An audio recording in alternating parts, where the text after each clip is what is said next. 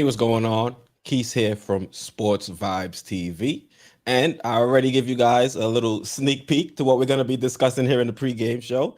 That's not how it was supposed to start, but when things happen, outside of what you planned, you just improvise and go with it. So, George, as you guys can see, I'm joined by my guy, George from Into the Knicks Verse. George, how's everything with you, man? Salute, brothers. Salute everyone in the chat. Thank you, Keys, for having me on. Kind of a unusual night tonight at the Very Garden. unusual.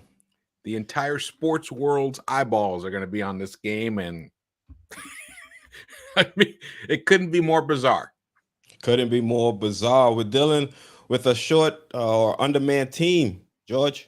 We're missing RJ, we're missing Obi, and unfortunately, after a spectacular game, we're also missing Quentin Grimes. It seems like the bug is starting to pick itself back up, and we were able to skate by last season and not have it affect us, and we're not as lucky this year, unfortunately. So, George, I think the big question when you see a team with so many players out is what rotation is Tibbs gonna use to start the game? I know the last time when we had three players out, it was Burks out instead of Grimes, and we saw Derrick Rose get a heavy workload, and we also saw Quentin Grimes get a heavy workload. So, are you expecting more of the same tonight?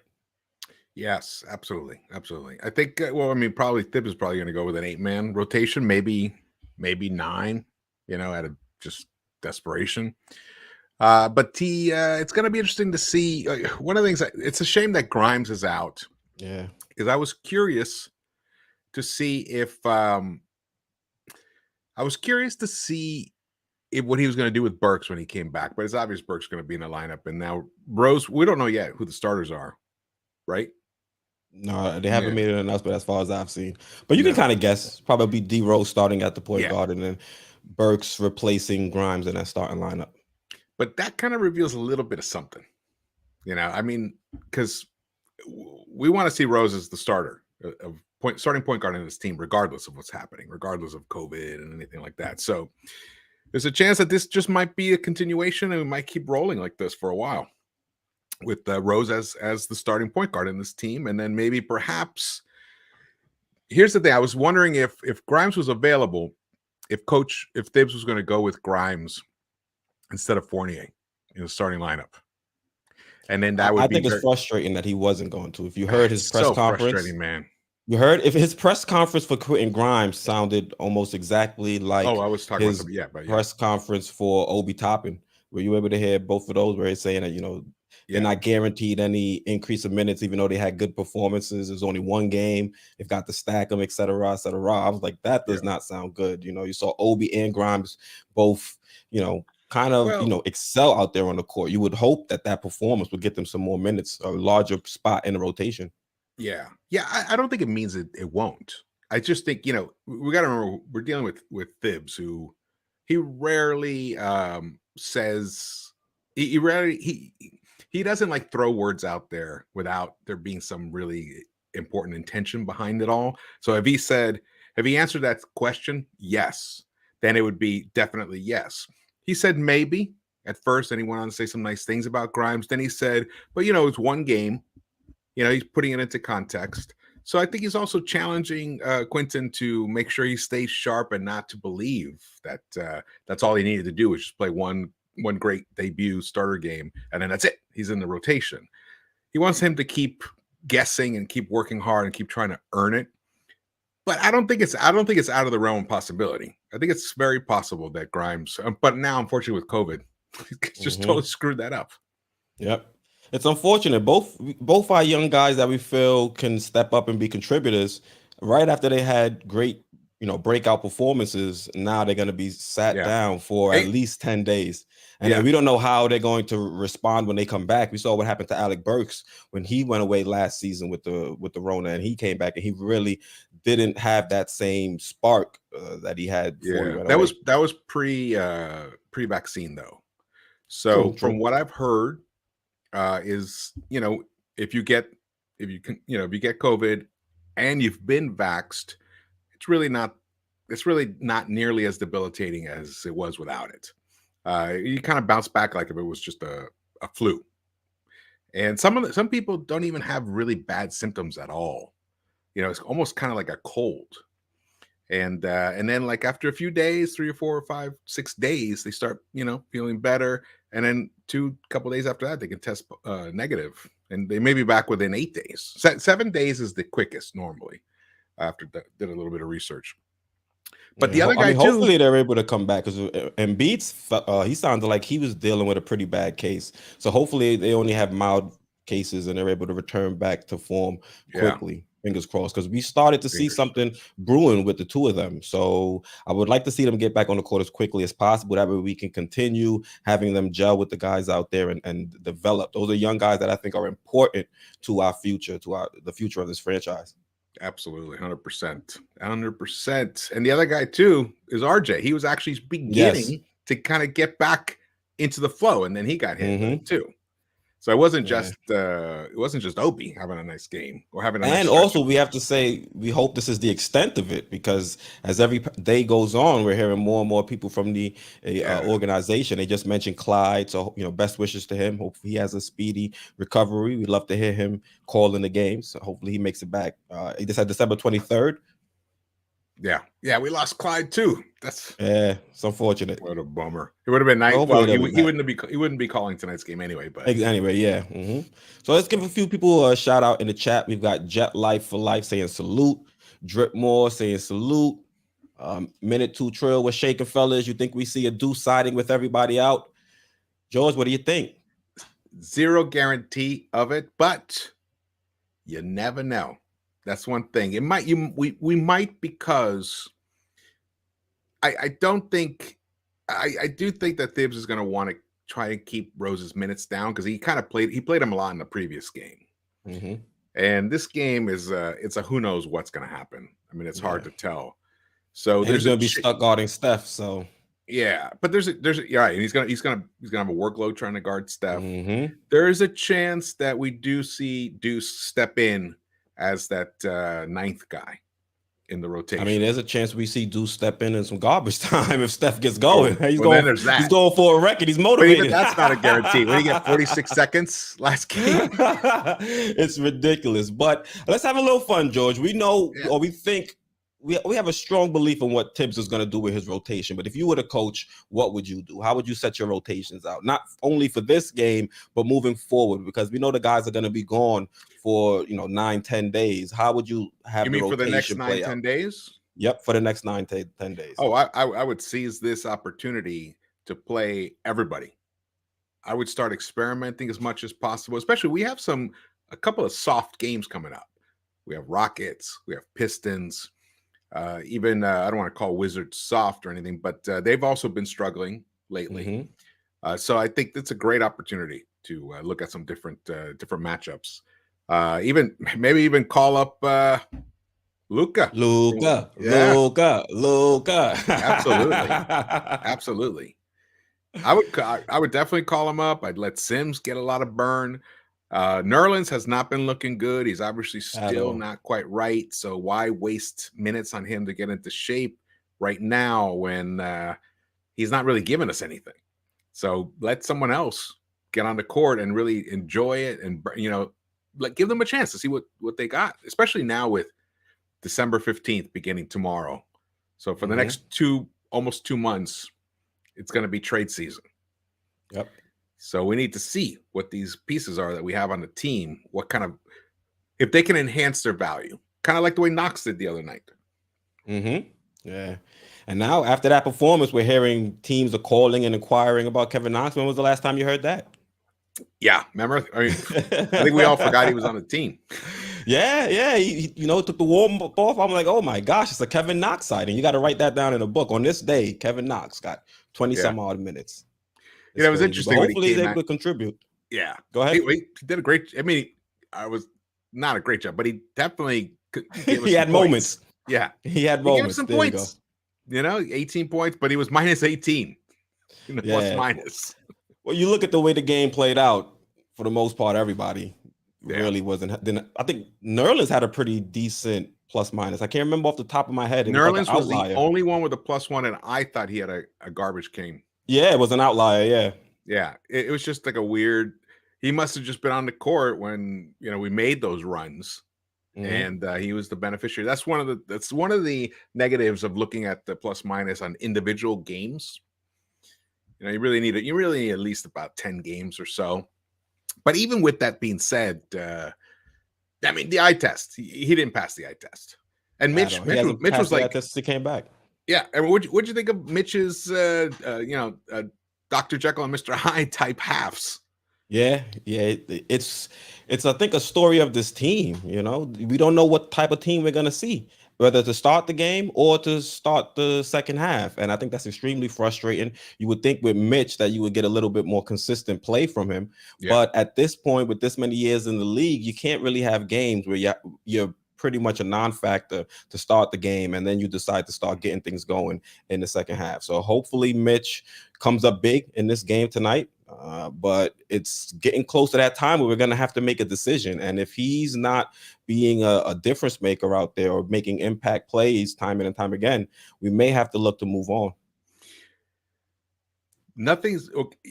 Yeah. The halves thing is pretty wild. Like, for example, looking at Julius Randle, comparing Julius Randle's first quarter performance this season, right? So his first quarter, his field goal percentage, he's shooting about 45% from the field in the first quarter.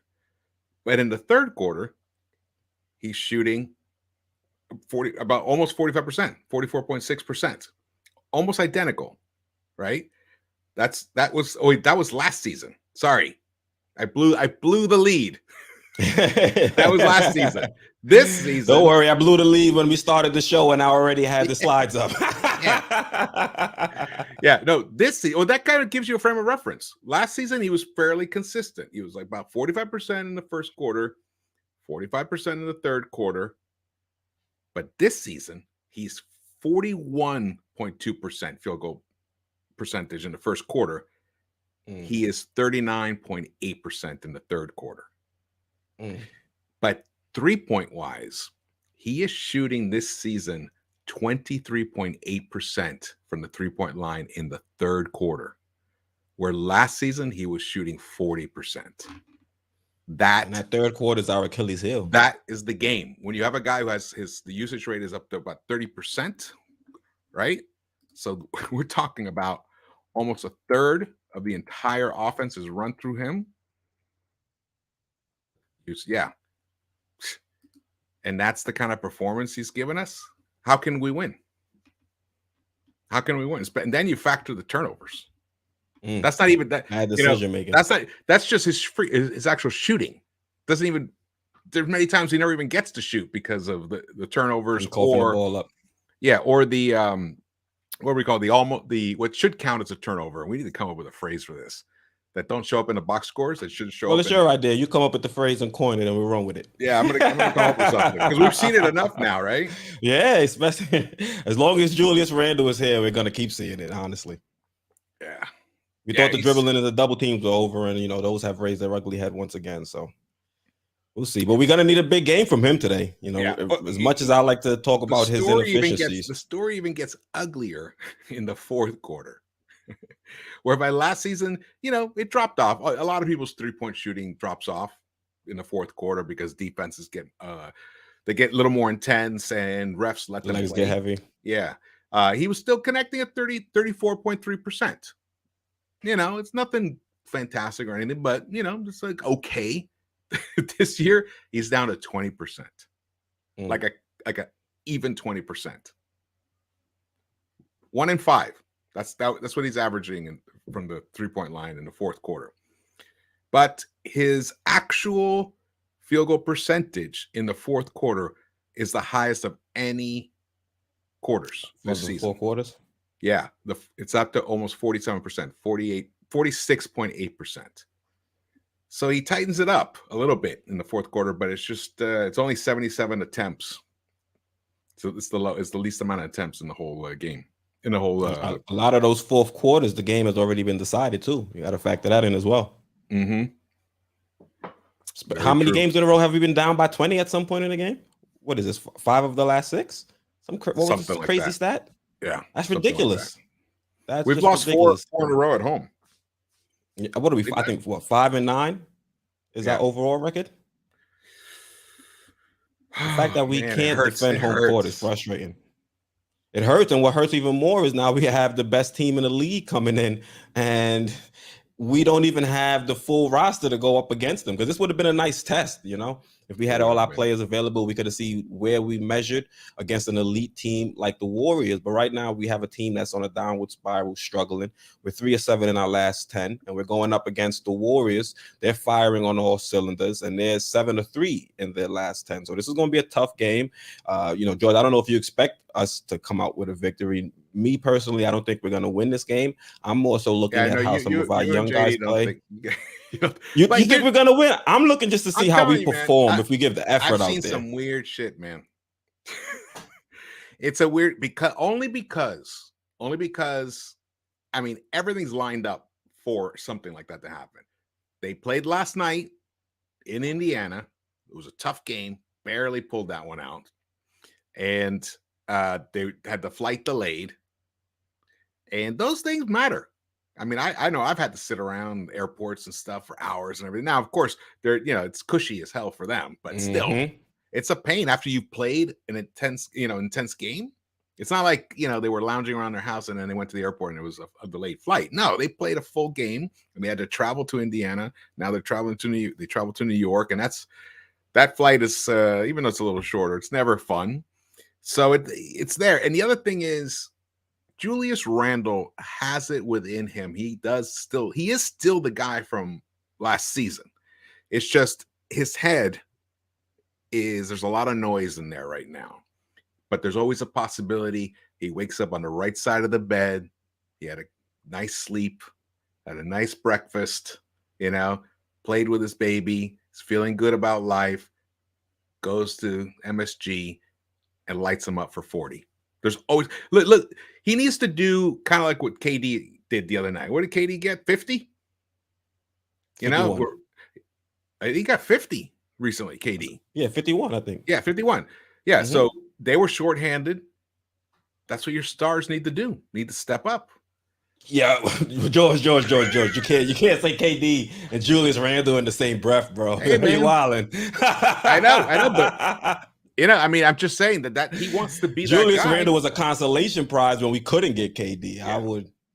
But Julius wants to be that guy. He sees himself as he knows he's not on KD's level, but he considers himself in that top 25 players in the game still, even though he's not at the moment playing that way.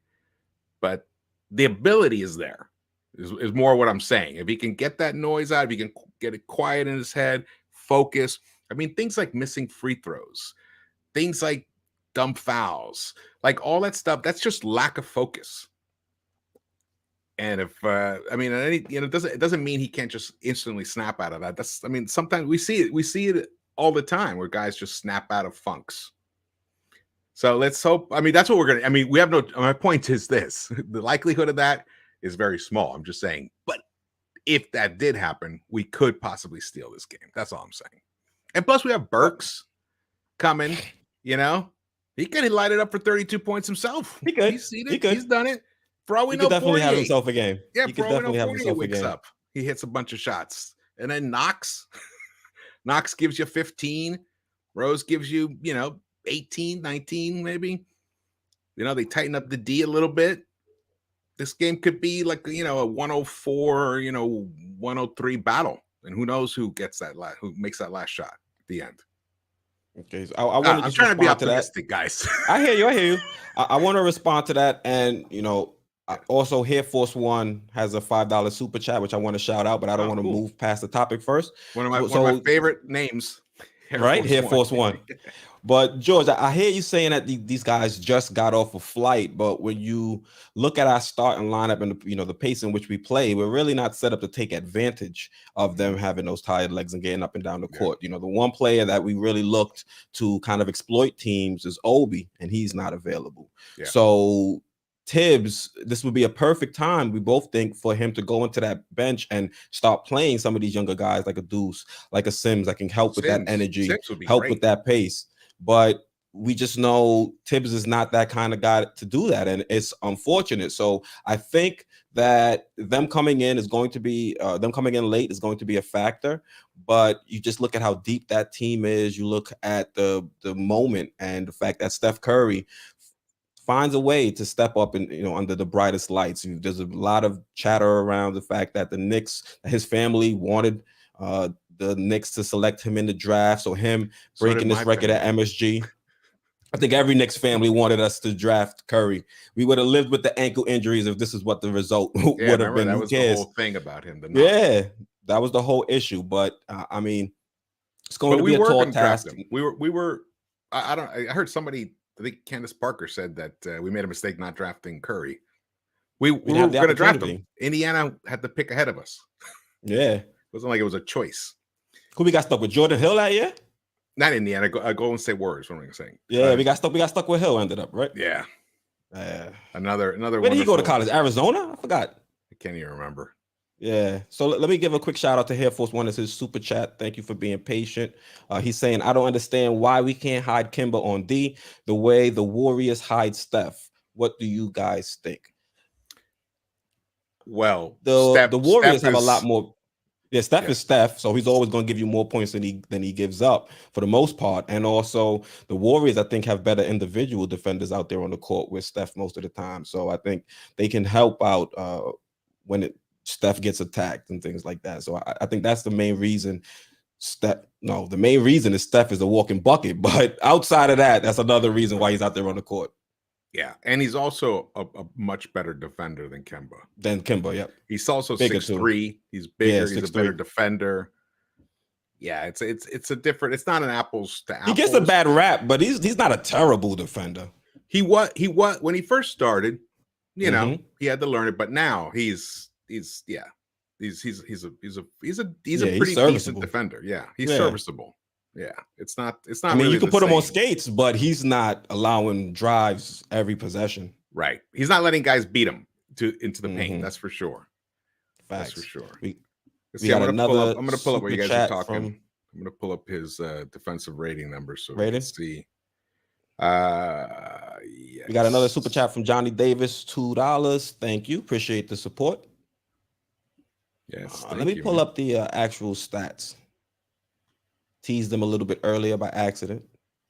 Now it's time to do here, for example, Steph's defensive rating for his career is 107. That's pretty damn good. This season, it's 101. So pull up Kemba's. We're not going. Is it like 114 or 117? Some crazy number like that. Yeah, I think up there. Yeah. Him and Fournier both had some bad. Yeah, but Fournier is almost a neutral. Well, he was neutral player where what he gives you offensively kind of gives back defensively, but it's just a wash pretty much. Kemba. Yeah. I'm bummed that the Kemba thing didn't work out. You know, you and I were big fans. Yeah, you and I were. We were hopeful. We were cautiously hopeful.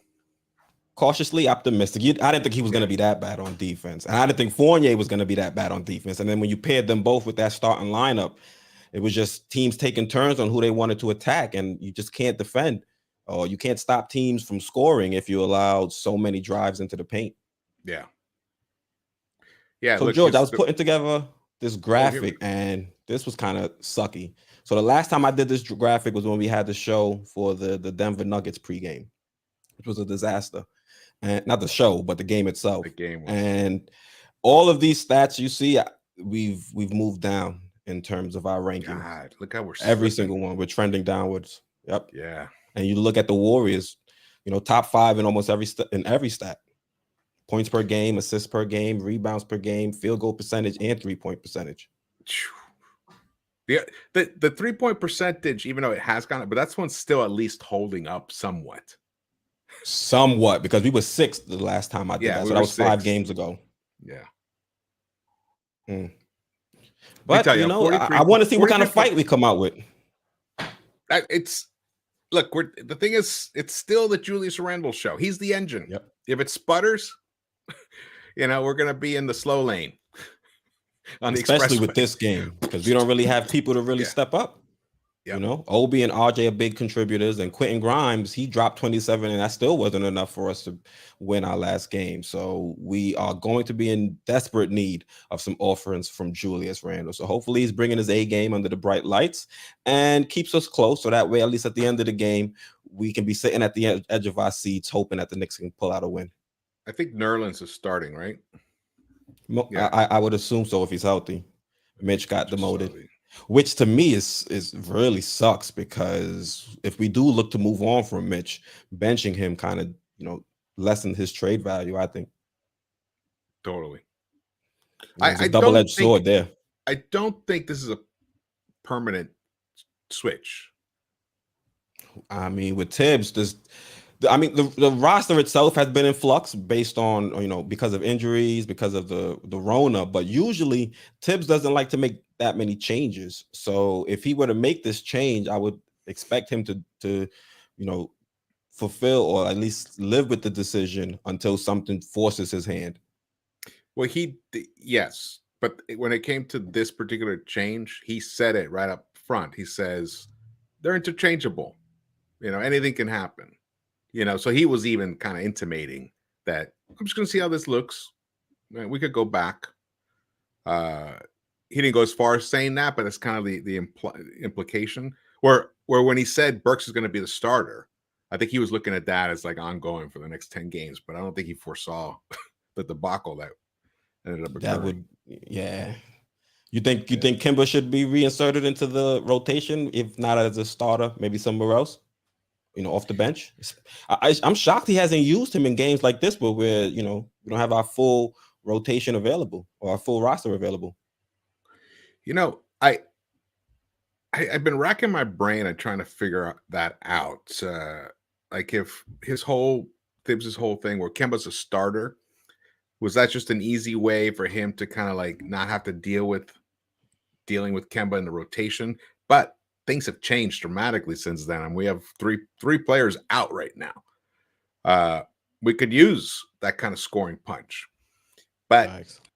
So if he doesn't use them today at all, then Kemba's probably never going to see any minutes again as a New York Knick, but barring injury, barring some really bad injuries, barring which sucks, because I think he can contribute to winning basketball. It's just the way that this roster is set up.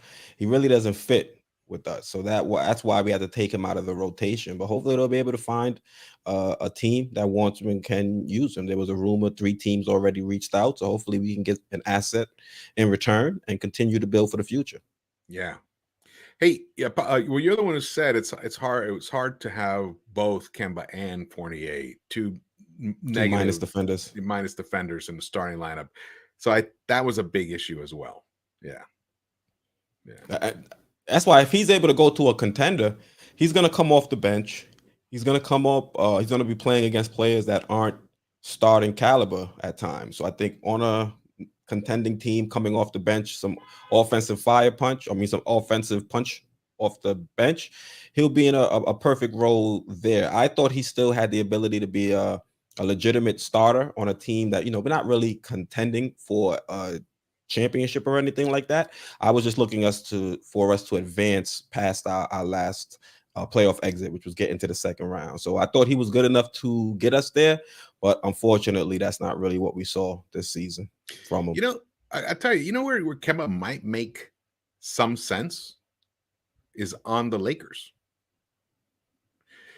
I mean, they want to move on from Westbrook, and don't sign Westbrook here. No, not that. Yeah. They can do whatever they want with Westbrook. They can just eat that contract. But I mean, Kemba 3-point. He was still shooting 41.3% from the 3-point line. I mean, that's a nice, healthy. They could just use him as a perimeter guy, who can distribute the ball somewhat, and but the ball, unfortunately, it wouldn't necessarily be in his hands a lot. It'd be in LeBron's hands, but they could use him maybe off the bench as like a scoring punch when they need that. They might be more. I don't know. He might make sense there. Also, the $8 million is not a big contract. Yeah, exactly. I mean, Nerlens Noel's making more than him. Yes.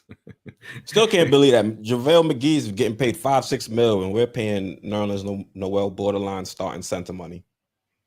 Yeah, and we're getting scrub production.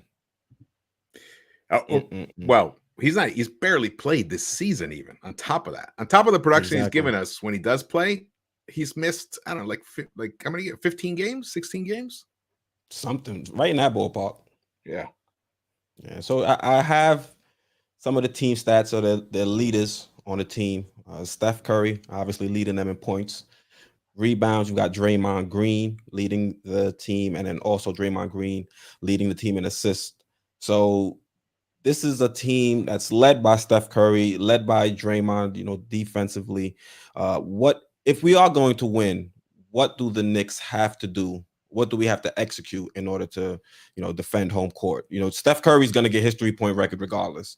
He's only going to need 2. How many games has Steph been held under 2 3-pointers? It's not a lot. So I think we need to put Wayne Selden into the game and have him just foul him? Have him like smack Draymond and get them both thrown out of the game. Then we have a chance to win this, baby. We got to sabotage him. Hey man, it's Selden has to earn his money, right? If Riles would do something like that, Pat Riles would totally do something like that. I mean, I'm kind of like almost serious. We need to get inside Draymond's head, get him off his game, get him ejected. And it's a possibility, especially with the intensity of MSG. And, it's the most sought after ticket of the season right now in New York. So get him thrown out and just blanket Steph, make him run as much as possible. And hopefully, well, the thing is also, that's okay. One of the things we didn't talk about is I know we talked about they played last night and then there's the late flight and everything. That's gonna impact their game offensively. Maybe not Steph per se, because he's a freak of nature, but all the other guys, their legs are going to be tired. They might, if we see them shorting a lot of front rimming a lot of shots in the first 5 minutes of the game, we might have a chance. So there's a possibility that the other guys could be pretty tired. We'll see. My biggest fear is we start the game, Golden State Warriors get off to a hot start, nice little 10-12-0 run, and on that 12th point, it's made by Steph Curry's record-breaking 3. Garden goes crazy because you already see the ticket prices. I don't think those are Knicks fans paying exorbitant prices to go see Steph break a record on our team. So I'm pretty sure those are a lot of Warriors fans trying to fill the Garden. And if he does that, the Garden erupts. I think that might be very demoralizing for our squad. We've already seen us struggle at home. So to see now the crowd kind of be a mixture of both Warriors and Knicks fans going crazy because Steph broke a record, I think that'll be a little bit demoralizing for the squad. Yeah. Because when I was there for the Lakers game, I'm be 100% honest. There were way too many Lakers fans when I went to that, Knicks Lakers game. I'm sitting here, I'm like, what's going on? Fans, we're not really protecting home court either. So we got to step our games up too. Stop selling to these out of town fans. I know, man. But that's usually it happens. Usually when our team goes traveling, it's New Yorker fans getting in there and then cheering and drowning out the hometown fans. We got a little taste of our own fandom. Look, the odds that Steph's going to break the record tonight are incredibly high. I hope it happens early in the game, and then or maybe it's possible because he's been a little bit off. He's had a few games where he's been off. Maybe he starts missing some. Yesterday. He had 5, right? Yesterday? Yeah, he had 5. He was only 5 of 16 or something. Oh yeah, true. Well, yeah. He was struggling yesterday. So, and then you factor in the fact that it was yesterday, and so I don't know. You know what? We're looking at this thing. If we steal this game, it's like almost like winning 2 games. That's what it'll feel like, especially without RJ. If we win this game, I'm going to be so hyped, man. It'll be a nice turnaround for what's been a tough season so far. If we win any game, we're going to be at this point. You went. We got to break this spell, man. We really got to break this spell. Totally. Want to give a quick shout out to Michael West with the $2 super sticker. I got to look at the Hippo 1-up.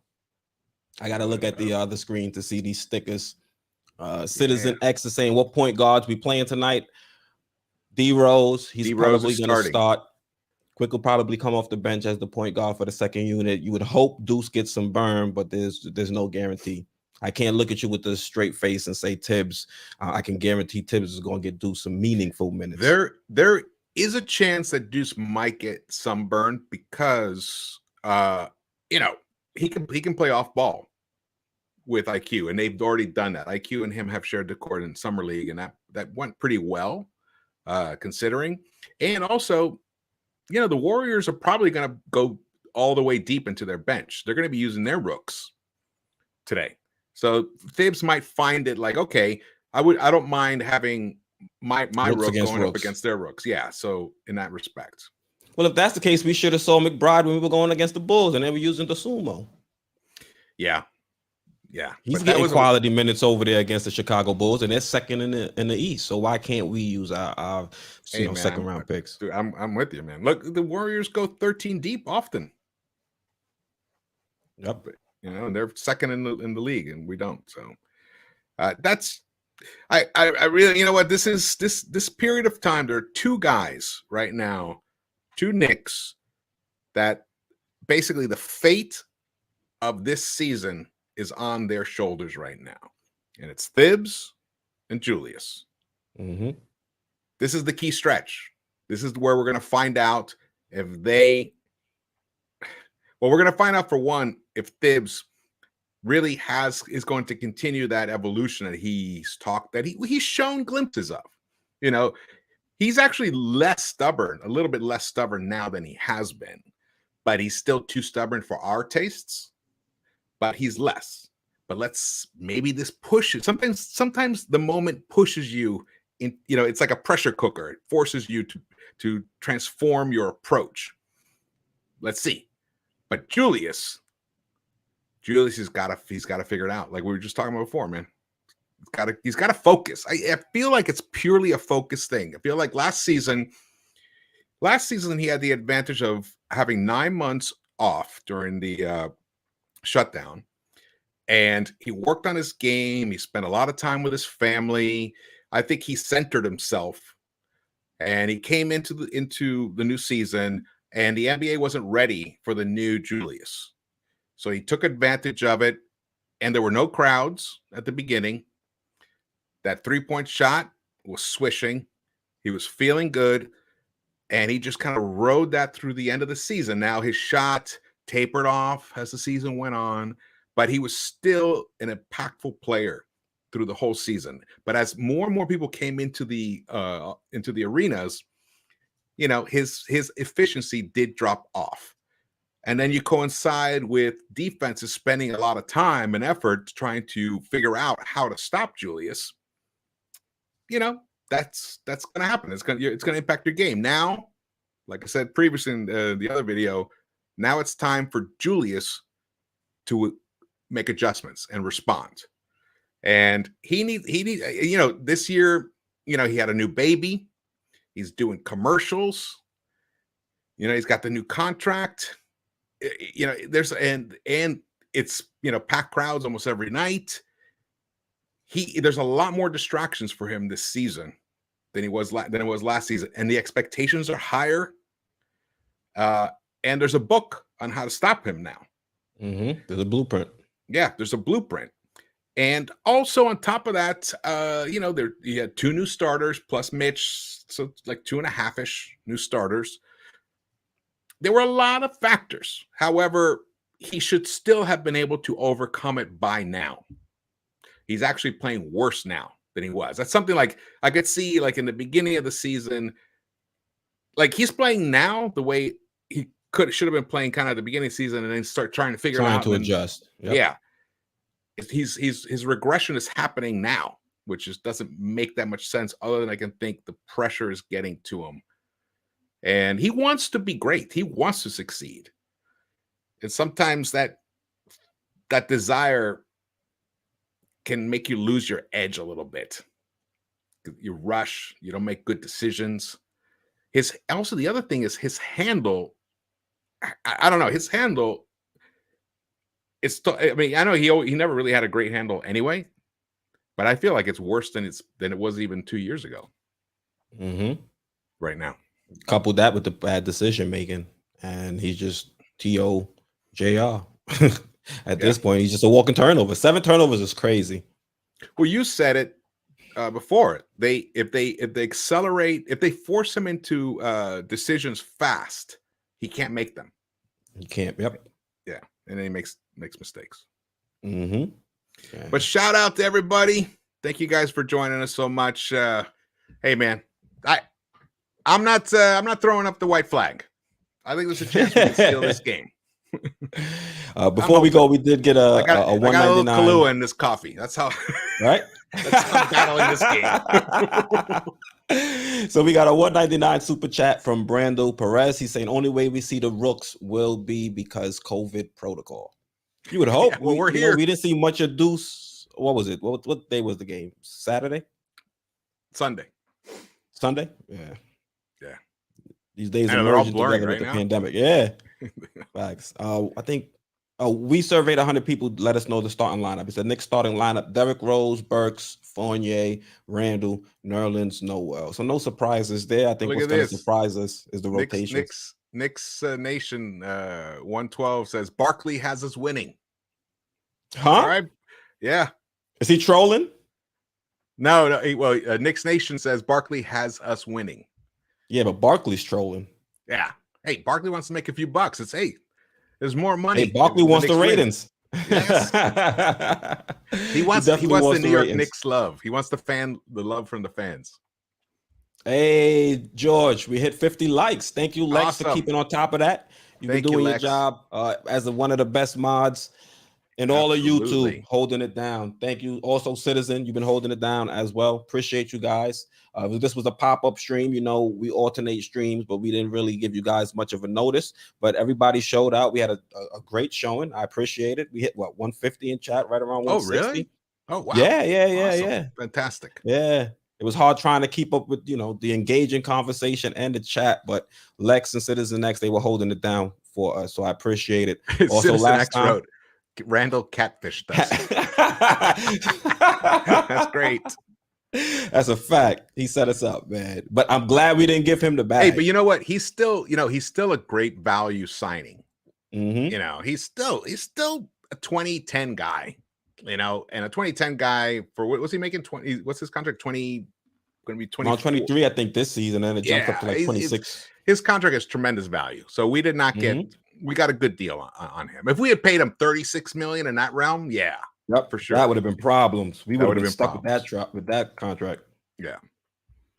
I mean, you look at other players that are getting around that similar money. They're not, I think, in the same league as a Julius Randle. They're, a step below. Yeah. Absolutely. Yeah. But George, thank you for holding it down with me. Yeah. Yes. We're going to sign off. Thank you guys for tuning in. Next game, we will be on your channel, right, George? Yes. Also, if you want to subscribe to George, I also have his channel pinned in the chat, so you guys can just click it, head over to his channel, hit that subscribe button. That way you do not miss our next pregame show. And also, George is going to have a fire recap, so make sure you guys are subscribed in time to get that notification when he uploads. Are you doing upload tonight or tomorrow, George? I'll do it tonight. All right, that's what I'm talking about. Do it tonight because it's going to be a win. Hey, that's what I'm talking about, George. That's what I'm talking about. I like the optimism. So, chat SV Nation. Go ahead. No, that's it. I was going to say good night. All right, chat SV Nation. Thank you guys for tuning in. You guys can go ahead to your destination for the actual game. I appreciate you guys tuning in. Once again, I'm Keith, joined by George from Into the Knicks Verse. This is Sports Vibes TV, and we're out.